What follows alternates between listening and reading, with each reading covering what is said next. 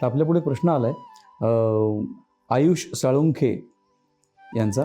त्यांची जन्मदिनांक आहे 24 ऑगस्ट 2004. सकाळचा 8:43 जन्म आहे पुण्याचा. आणि नोकरी व्यवसाय यासंबंधी त्यांनी काही मार्गदर्शन मागितलेलं आहे.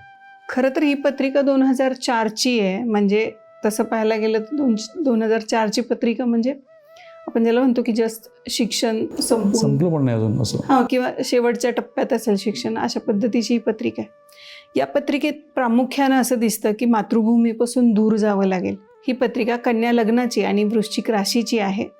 करिअरसाठी ही पत्रिका उत्तम आहे. फक्त याच्यात आपल्याला एक थोडीशी नकारात्मक बाजू अशी दिसते की करिअर वाईज जे क्षेत्र निवडाल त्याच्यात मनाविरुद्ध, मनात इच्छा नसताना कदाचित देशाची किंवा राज्याची बाउंड्रीज ओलांडून तुम्हाला दुसरीकडे जाऊन कार्यरत व्हावं लागेल.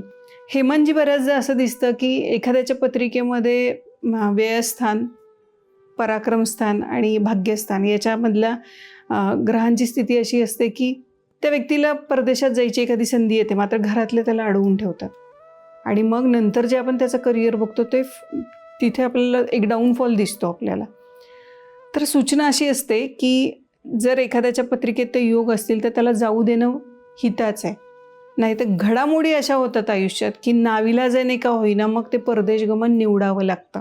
या पत्रिकेमध्ये सुद्धा मनाच्या विरुद्ध काही घटना घडतील आणि त्या निमित्तानं परदेशवारी होऊ शकते. त्यामुळे सुरुवातीपासूनच जर परदेशाची तयारी केली तर ते आपल्या हिताचं ठरणार आहे.